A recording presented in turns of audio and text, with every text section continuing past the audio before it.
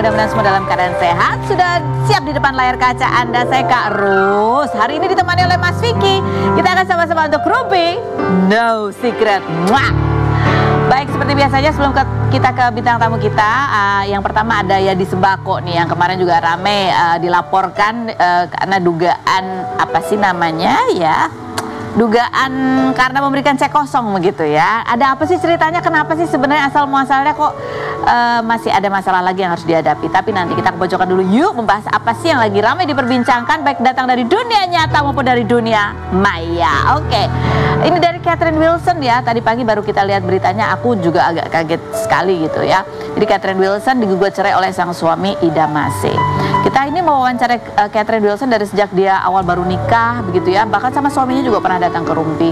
Beberapa kali juga sering kita wawancara Catherine gitu ya. Kita tanya kok nggak ditemenin suaminya, kok ini gitu. Tapi selalu kalau kata Catherine ya baik-baik aja, memang LDR gitu ya. Tapi kabar terbaru adalah digugat cerai suaminya. Kalau kita lihat di postingan Instagramnya, kayaknya di Instagramnya Catherine Wilson juga kayak nggak ada apa-apa yang gimana, nggak kelihatan galau-galau gimana juga gitu ya. Ini dia masih jalan-jalan sama teman-temannya yang model-model juga gitu. 2 hari yang lalu, tapi dia sempat posting di feednya.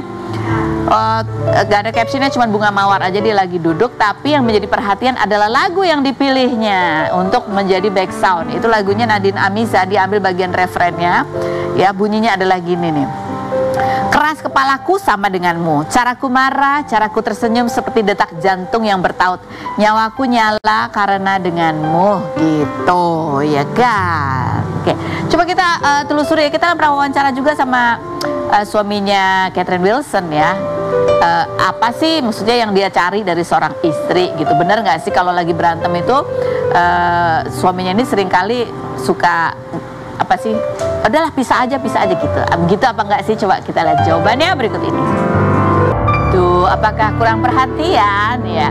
Kita lihat komentar netizen ya. Oh, ini sampai 19 September kemarin juga masih ada postingannya, masih lari bareng. Ini September, sekarang tanggal berapa sih? Sekarang aku lupa tanggal berapa. Sekarang 13 Oktober. Oh iya. Dan nikahnya 1 Oktober ya.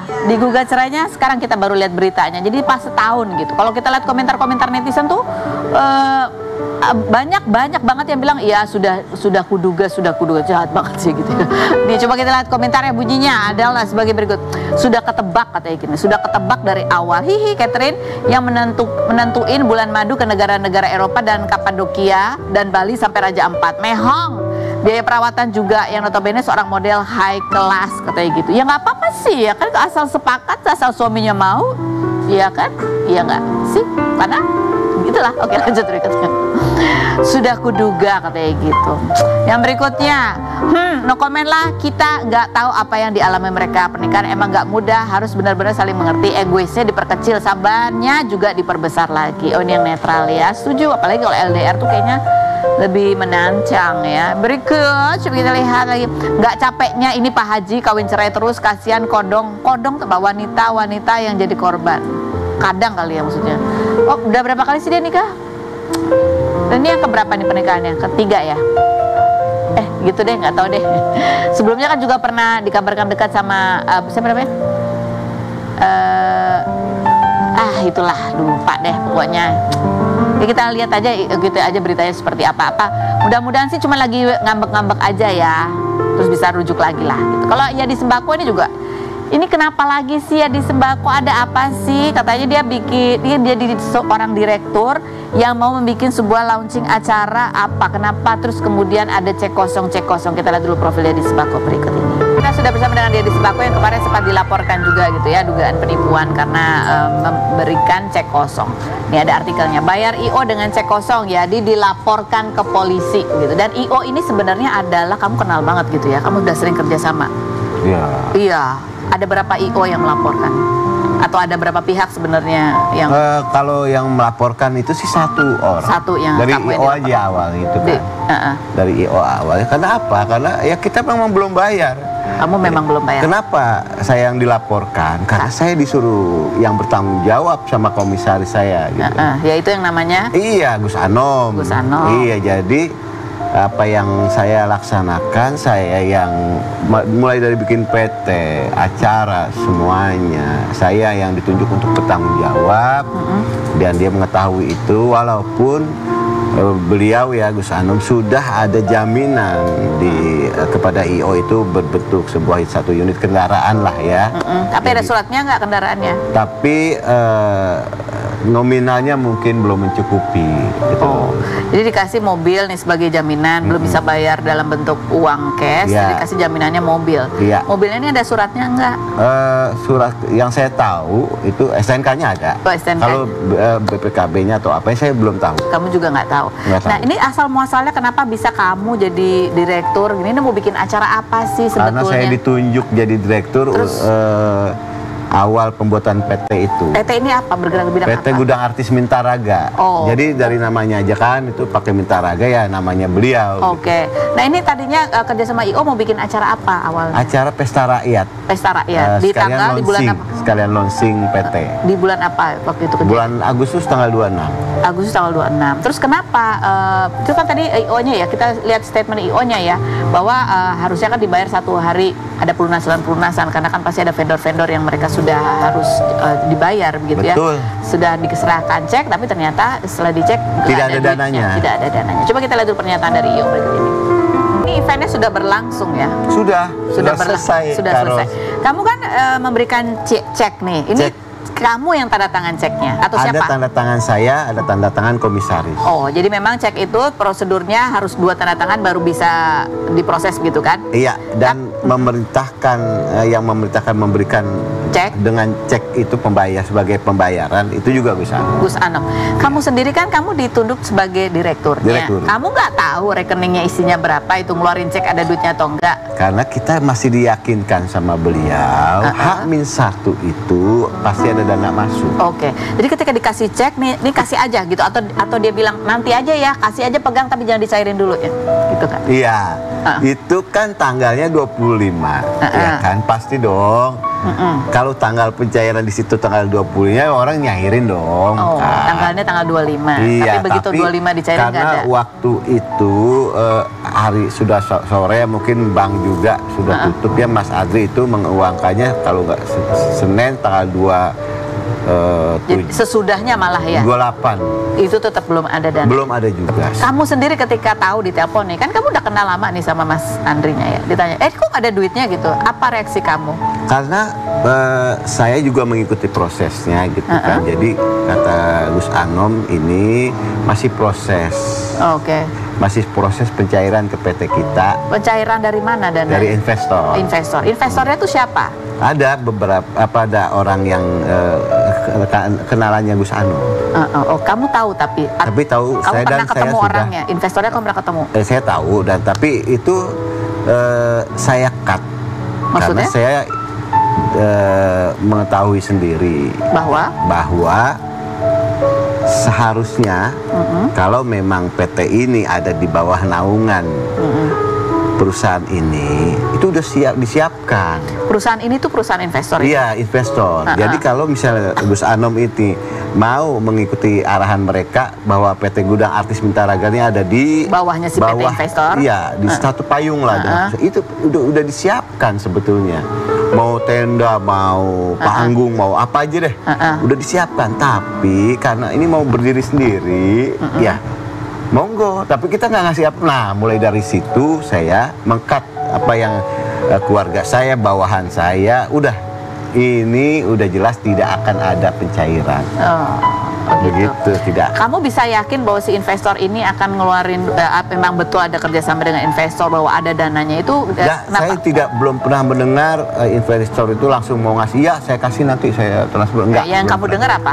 Yang saya dengar ya cuma pembicaraan seperti itu aja gitu. Jadi, nah diam-diam saya menemui gitu kan, ternyata nggak ada. Memang tidak ada yang akan dicairkan karena perusahaan ini berdiri sendiri gitu loh. Seharusnya kalau Gus Anom mau di bawah payung satu ini udah disiapkan sama mereka. Gitu. Nah, mulai saat itu cut kita udah. Jadi kamu, kita enggak kamu mulai curiga nih kayaknya udah nggak ada duitnya nih. Nggak ada. Oke, baiklah. Nah ini kemudian ada respon juga dari Gus Anom gitu kemarin ya.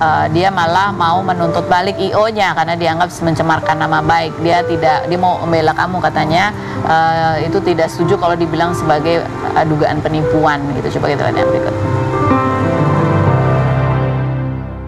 Dan PT kita bicarakan kok, ini cetak ditulis tanggal 24. Kita udah ngomong di awal. Coba tukarkan, kalau belum ya sudah. Iya, udah disampaikan di awal. Sudah di awal dong. Sudah sudah ngomong dong, ya udah jalankan dulu. Dan kita kekeluargaan acara berjalan lancar kok. Kalau dia bilang penipuan, tahu cek kosong kenapa diteruskan? Yang penting sekarang gini aja, tolong dibersihkanlah nama Yadi. Jangan bilang penipuan itu aja.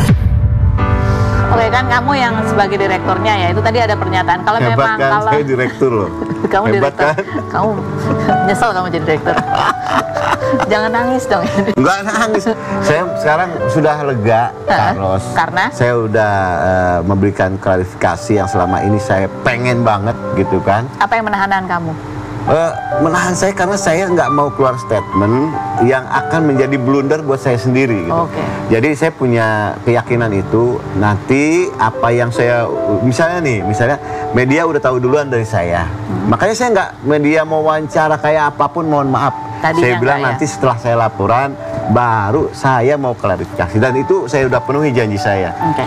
Nah, karena apa? Takut omongan saya ini yang seharusnya untuk hanya penyidik yang akan saya berikan keterangan sudah terkonsumsi publik duluan gitu. Jadi saya tidak mau seperti itu, Carlos. Ini tadi kalau kamu tanggapan kamu terhadap pernyataan Gus Anom yang mengatakan bahwa ya emang kalau ada penipuan kan acara udah selesai, udah berjalan dengan lancar. Kalau emang dia tahu pembayarannya enggak ini, kenapa acaranya terus berlangsung? Itu sebenarnya ada apa?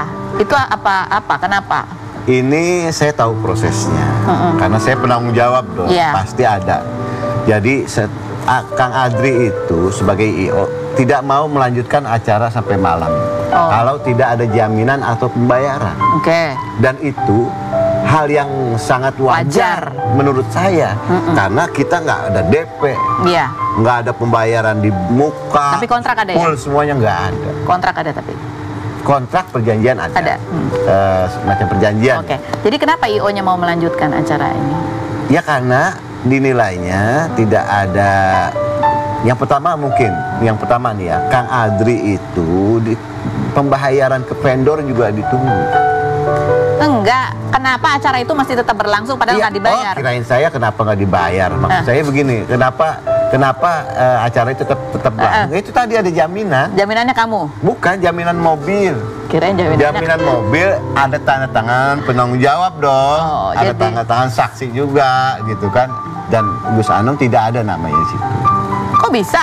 Nah, ini ceritanya lagi Kang Adri yang sore itu mau MOU-nya mau di MOU ulang. Nah, ada nama Gus Anomnya.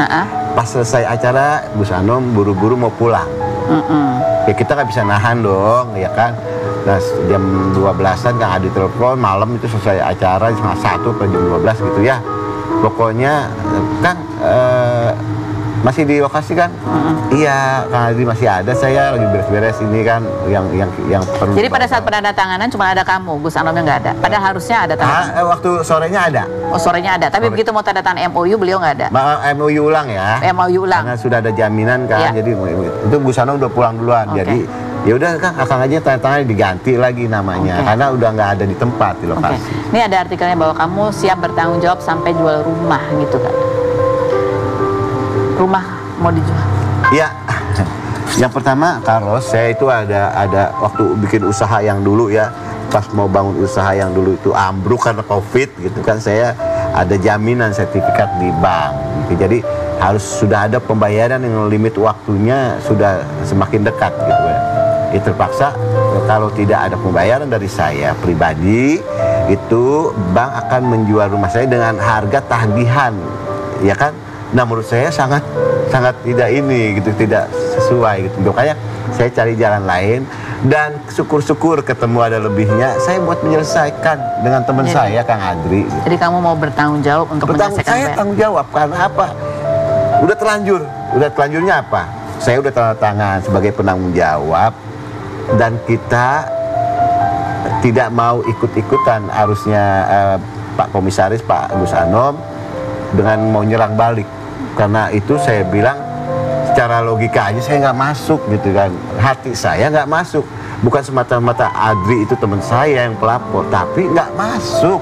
Kita ini belum bayar, mau lapor balik pencemaran nama baik siapa? Nama baik saya yang hancur gitu kan. PT mah nggak ada orang bakalan inget gitu kan, nama baik saya yang hancur gitu kan. Jadi saya ngawalin karir dari nol, saya nggak muncul-muncul karos, dapat somasi aja saya gemeteran, muncul di berita saya ngedrop karena saya baru pertama kali ini ngalami. Tapi setelah saya laporan, baik keluarga besar dukung, keluarga besar istri dukung, keluarga saya, anak-anak saya semuanya dukung, banyak teman-teman media juga yang dukung, ustadz-ustadz yang saya sering tablik juga banyak yang dukung. Jadi maju Bang, kalau misalnya tidak salah ungkapin. Saya tidak akan menjatuhkan seseorang, tapi yang akan saya ungkap kebenarannya. Saya tidak bermaksud menjatuhkan siapapun di sini, Carlos. Jadi memang faktanya memang belum dibayar. Benar, jadi memang keadaannya seperti itu, gitu. Keadaannya seperti itu. Jadi ini ada satu IO, betulkah bahwa akan ada lagi yang lain dan itu juga kamu direkturnya? Iya, pasti kalau misalnya ada lagi yang lain itu saya bilang pasti ada gitu kan. Ada berapa sebetulnya yang kerjasama dan kasusnya seperti ini, pembayarannya macam? Sebelumnya itu dua kali mau adain tidak terjadi. Karena ada masalah tempat yang pertama, yang ketiga ini seharusnya saya bekerja sama juga atas perintah beliau juga dengan tim yang ini nih gitu. Nah, tim yang ini sudah menghubungi, sudah bekerja keras bantu kita ini. Sudah ada biaya yang keluar lah. Harus ada pembayaran pembatalan atau apa ya? Iya, cancellation fee. Karena kita pembatalan vendor gitu apa ya pasti ada lah. Gitu kan. Itu juga belum terbayar. Iya, dan ada pembatalan itu kerja keras mereka, ada yang dikasih cek juga. Ya ada lah. Oke. Ini ada statement juga bahwa apa sih, kamu sempat juga bahwa ya kapok gitu. Ada tulisannya. Lihat bahwa kamu apa sih, ada artikelnya bunyinya bahwa ya kamu mengucapkan terima kasih sudah atas ajaran-ajarannya ya, karena kan kamu juga ya pernah ikut sama Gus Anom kemana-mana. Saya gitu. mengenal beliau itu 2019 akhir sebelum COVID. Jadi saya melihat sosok dia seorang guru, ya kan? Dan dia bawainnya solawatan sekumpul gitu kan, yang saya benar-benar mahabbah gitu kan. Saya ikutin. Makanya saya mau beliau nyuruh apa saya manut gitu kan. Saya mau nyari keberkahan. Tetapi apa yang saya rasakan hari demi hari, kejadian demi kejadian, kok gue yang jadi begini, saya yang jadi begini, kok harusnya begini, kok begini gitu kan. Jadi inilah makanya beliau waktu itu minta dukungan saya untuk ke bapak pengacaranya. Saya belum mau mohon maafin untuk menyerang balik Adri ini. Karena apa? Tidak sesuai dengan hati nurani saya, dan juga memang kita yang salah gitu. Kita belum bayar gitu kan. Dan kamu sudah siap untuk saya bukannya tidak mau ikut ke situ, karena ini memang langkahnya saya berpikir dengan nurani saya salah. Iya. Tapi kamu ya apakah juga sudah siap dengan kamu berikan laporan, menyatakan apa yang benar, dan kamu tidak mendukung kalau ada laporan balik kepada IO yang memang belum dibayar ini? Apakah kamu siap bahwa ya selanjutnya yang tadi yang belum dibayar juga kamu, kalau ada rezekinya kamu yang akan membayar? Insya Allah, pokoknya yang saya utamain ini dulu, yang sudah melapor ke saya ini dulu, Pak, ya kan? Saya, Gus Anom mau membersihkan nama saya. Dengan cara apa? Udah terlanjur, semuanya udah terkonsumsi sama publik gitu kan. Dan juga benar-benar dikulitin habis. Media kan tahu sendiri lah. Hikmahnya apa? Hikmahnya ini pembelajaran lagi buat saya pribadi. Yaitu? Biar kedepannya saya tidak mudah lagi percaya sama orang, ya kan. Segala sesuatunya harus benar-benar kita teliti dulu, kita pelajarin dulu, tidak mau gegabah. Dan yang pastinya ini peringatan ya buat saya pribadi. Untuk mungkin saya punya dosa sama siapa yang belum saya selesaikan, dan itu akan saya laksanain gitu. Jadi yang pasti sekarang saya bersama keluarga mulai menata lagi kehidupan baru saya. syukur-syukur rumah saya kejual cepat, saya benar-benar baru semuanya gitu Kak. Saya trauma dengan rumah saya, trauma karena beliau tinggal di rumah saya lama gitu. Berapa kan. lama? 8 bulan lebih ada gitu. Jadi trauma saya dengan kejadian-kejadian yang akhirnya bikin saya ngedrop pikiran saya. Tadinya dengan masalah saya aja belum selesai banyak gitu kan, ini ditambah lagi masalah dan laporkan. Iya. Gitu, Kamu Kak. habis sakit, hampir meninggal, pemasukan belum kembali. Saya pernah mati loh, walaupun bangkit lagi gitu kan. Ya. Orang bilangnya mati suri, tapi pernah meninggal saya, tapi Allah masih sayang, saya dibangkitin lagi. Nggak tahu apa hikmahnya. Ternyata Kamu kayak jalanin menata, kamu akan membayar, ya bertanggung jawab sesuai dengan ini, ya udah jalan aja ke depan. Iya. Baik. Berikutnya kita akan berbincang nih dengan keluarga korban bullying ya, anak SMA yang SMP kemarin yang sempat dibully oleh ya rekan-rekannya sama itu ya, satu orang rame-rame dipukuli begitu ya. Sudah ditahan, pelakunya sudah menjadi tersangka, tapi juga sempat ini pro kontra ini karena sama-sama siswa gitu ya. Ada pernyataan kepala sekolah yang menyayangkan, nah, dia sebenarnya pelaku ini juga anak yang berprestasi begitu ya. Tapi bagaimana dengan keluarga korban? Seperti apa kondisinya sekarang? Kita lihat dulu profilnya berikut ini.